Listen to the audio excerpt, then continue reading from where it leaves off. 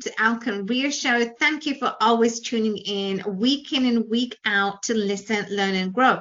And this is what growth is all about. And we want to really implore knowledge to you so that, you know, in business and in life, you are successful.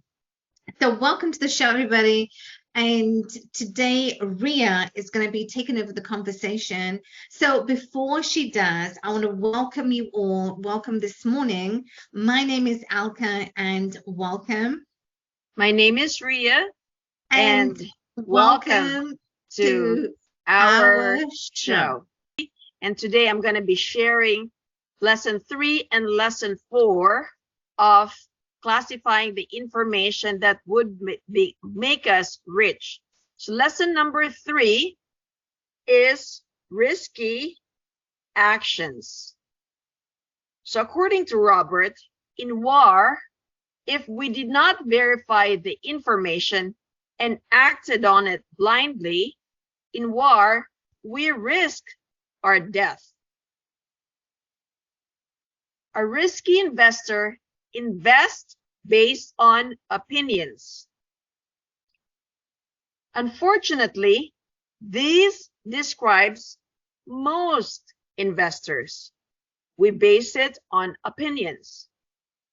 Fourth lesson, since most investors invest for capital gains, according to Robert, their investment decision is based upon opinions. When we invest for capital gains, it is based on opinions. Because why? We base it on the future capital gain of the property.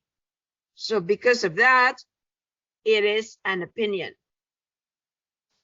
Many investors invest in mutual funds based upon the opinion that the stock market goes up 8 to 10% per year. So that is also an opinion. Now, if the opinion is wrong, meaning the stock market does not go up, then they lose. The investor lose their money. A smart investor knows the difference between opinions and facts. A smart investor, like I said, they know the opinions, difference between the facts. Now, generally, a person who invests for capital gains is investing on opinions. Now, let's consider this.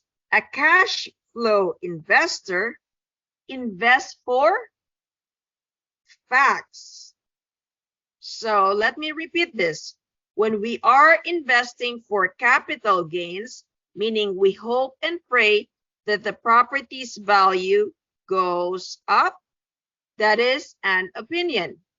Now, if we invest for cash flow, that means we have money coming in.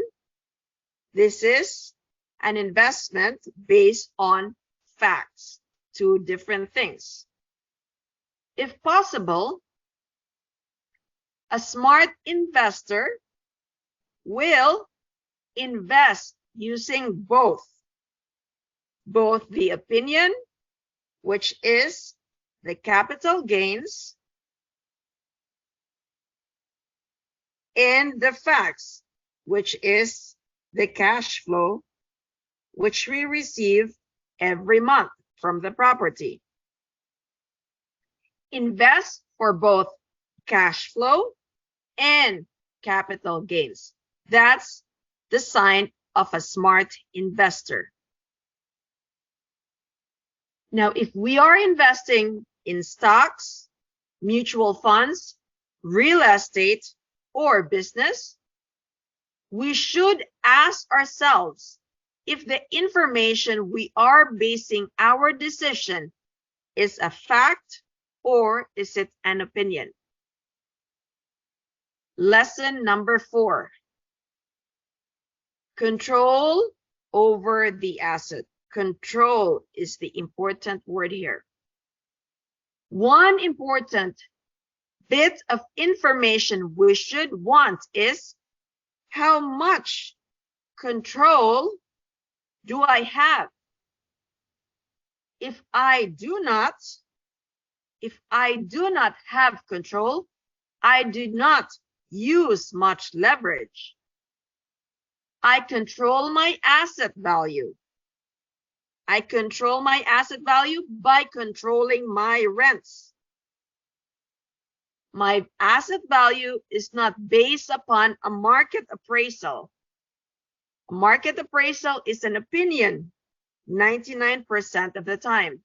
When Robert speaks about the asset value is not based on market appraisal, his assets are multi-family apartments. So these are several hundreds of doors. This is not just one single family home. It is several sets of doors. Now, the reason bankers often ask for a large down payment on a property is simply because they do not trust the appraised value. So when banks ask us to put a large down payment, they do not trust the appraised value. This practice went out of the window or became obsolete when the credit became cheap. When the credit became cheap. With easy credit and cheap money, the housing prices skyrocketed as fools rush in after the fool's gold. So this book was written in 2008, okay? And then the housing crisis happened in 2000 and 2008. Now, if we look, history repeats itself. I'm gonna write it here. History repeats. Why do I say that? Because in 2022, when we had the COVID, the housing prices went down. So it was easy credit and cheap money. The government was printing a lot of money.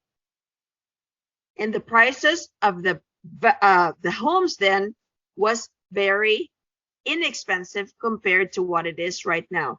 So 2008 and 2022. So history repeats itself. So with easy credit and cheap money, the housing prices skyrocketed. So this is what we have now in 2023. COVID happened in 2020. Forgive me. COVID happened in 2020. So now after COVID, 2022, 2023, we feel the value go up.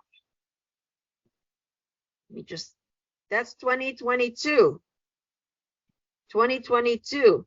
So the housing prices up to present is skyrocketing. Lesson number 8. More buyers in 2020 meant the prices went up.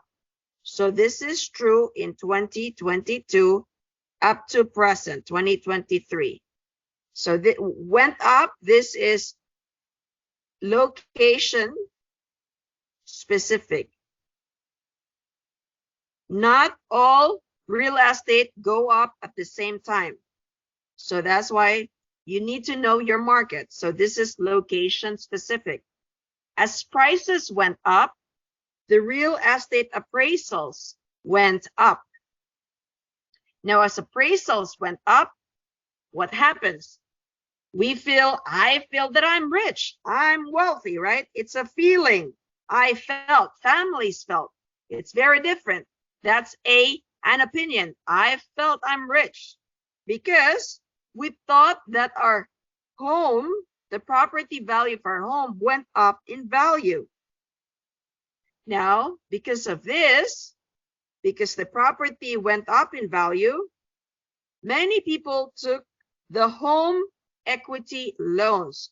Home equity loans, or HELOC, or home equity line of credit. HELOC, home equity line of credit, based on their appraised valuations. Now remember, appraisal is an opinion. So at that time, properties were high. So they took out the home equity line of credit. With this cash from the home equity line of credit or home equity loans, what did people do? They bought new cars, they bought vacation homes, they took cruises, they went shopping from their HELOC. That's what they used the cash for. Now, this is majority, okay? I'm not talking to an individual. This is what majority of people did. They bought new cars, bought vacation homes, took cruises, and went shopping. Now, if this is the balloon, then you have a rip here, meaning a hole in the balloon. What happens to the balloon? A tiny tear in the balloon could cause, if we liken it to a real estate, the problem with subprime mortgage. So this is the rip.